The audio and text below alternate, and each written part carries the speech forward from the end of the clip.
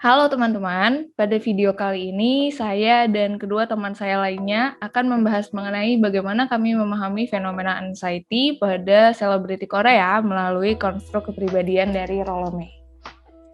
Nah, sebelum itu kami mau kenalan dulu nih. Halo teman-teman semua, nama saya Siti Zahra Nadifa. Saya Zakira Dilajari. Dan saya Zitna Manafia.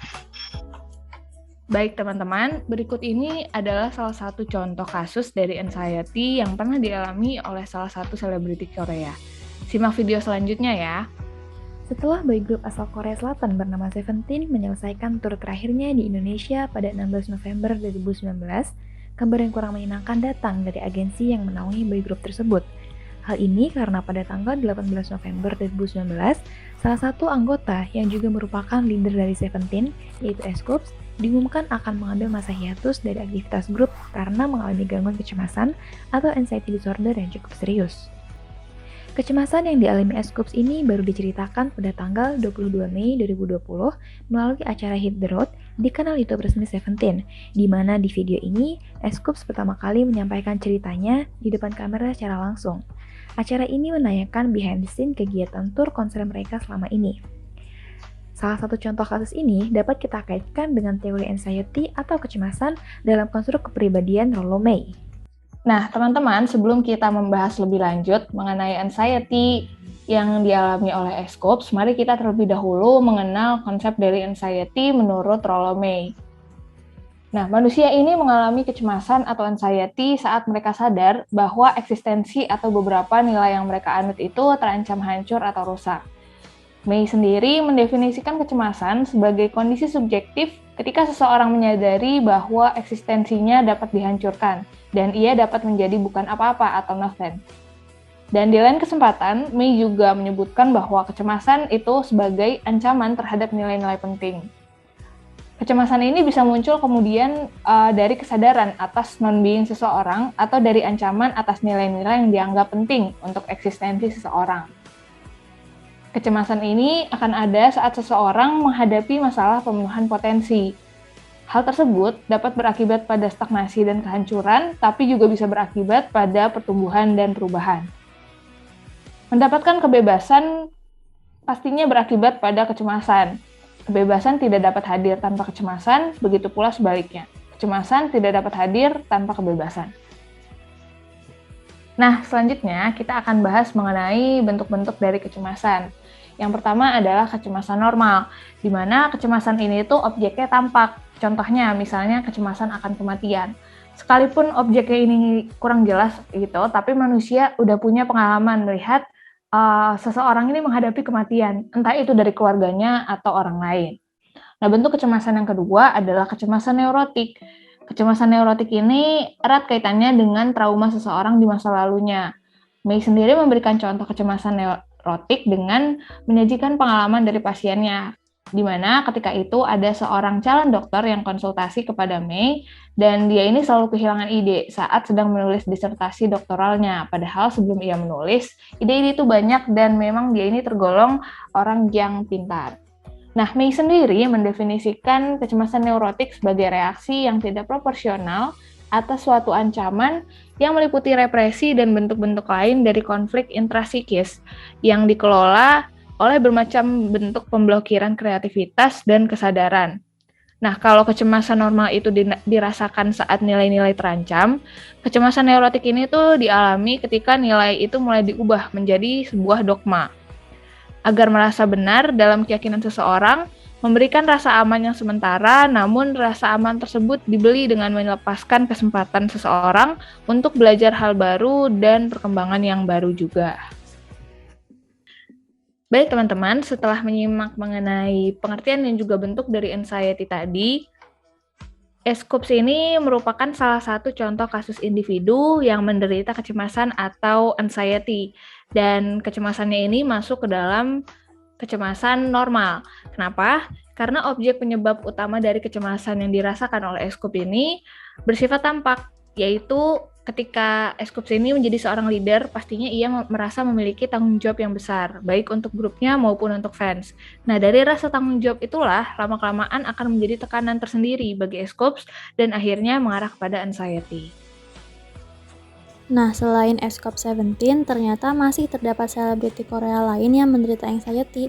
Siapa sajakah mereka? Jadi yang pertama ada Mina Twice dan Jonghyun Twice. Lalu kemudian ada Han Stray Kids dan solois Kang Daniel. Kemudian terdapat aktor Lee Seung Gi dan solois IU.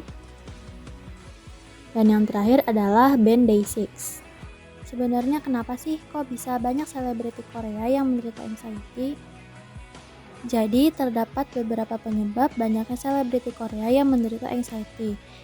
Yang pertama, seperti komentar negatif yang diterima oleh selebriti, tak bisa bebas mengekspresikan perasaan, kehidupan pribadi yang tidak boleh terekspos, lalu tak jarang selebriti Korea juga merasakan overthinking, lalu kemudian mendapat tekanan dari agensi, adanya tuntutan untuk tampil sempurna di depan kamera, dan yang terakhir adalah lingkup pekerjaan yang kompetitif karena makin bermunculannya selebriti pendatang baru yang semakin bertalenta. Maka dari itu dibutuhkan suatu upaya agar dapat keluar dari anxiety dan mencapai kesadaran diri. Untuk keluar dari ikatan anxiety tersebut, seseorang harus memiliki dan mempunyai keberanian menurut konstruk kepribadian Rollo May.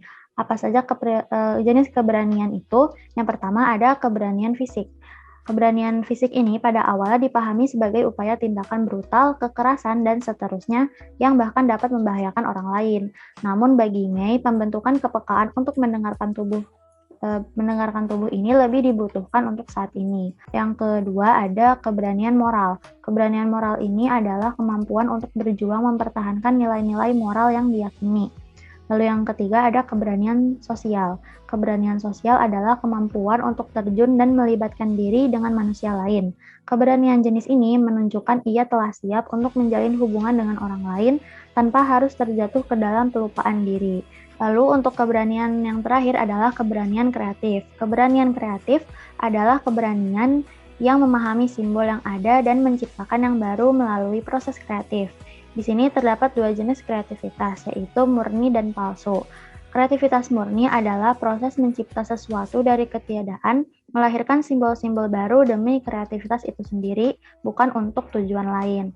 Sementara kreativitas palsu adalah kebalikan dari kreativitas murni, di mana proses kreatif dilakukan untuk mencapai tujuan lain. Dengan keberanian kreatif ini, individu mampu mencipta bahkan dari kondisi yang chaos sekalipun. Nah, dalam kasus kecemasan yang dialami oleh selebriti Korea tadi, yaitu Escoops, bentuk keberanian yang telah ia lakukan untuk keluar dari kecemasannya berdasarkan konstruk kepribadian Rollo May adalah keberanian sosial dan keberanian kreatif.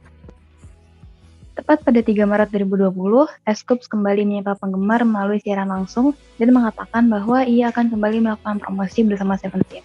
Selain itu, Escoops juga akan turut berpartisipasi dalam kegiatan yang akan diadakan setelahnya. Jadi panggung itu tuh tidak lagi menjadi hal yang membebani Escoops, dan ia telah siap untuk kembali berinteraksi dan melakukan hubungan sosial dengan orang lain tanpa harus terjatuh dalam kelupaan diri. Dan ini adalah bentuk keberanian sosial yang dilakukan Escoops untuk keluar dari kecemasannya. Selain keberanian sosial, bentuk keberanian kreatif yang dilakukan Escoops itu adalah dengan menciptakan lagu yang ia tulis semasa hiatusnya. Dengan keberanian kreatif ini, Escoops mampu menciptakan suatu karya bahkan dalam keadaan yang chaos sekalipun, seperti yang sudah disampaikan tadi.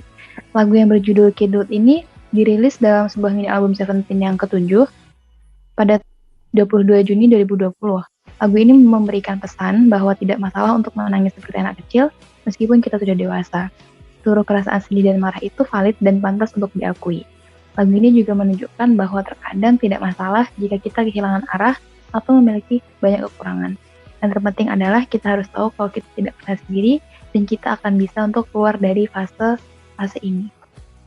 Nah, teman-teman, berdasarkan penjelasan yang telah kami sampaikan tadi, dalam kasus Escoops, kecemasan atau anxiety normal yang dialami bukan berakhir pada stagnasi atau kehancuran, namun berakhir pada pertumbuhan dan juga perubahan. Itu tadi sedikit contoh dan pembahasan mengenai kecemasan atau anxiety berdasarkan konstruk kepribadian dari Rollo-May.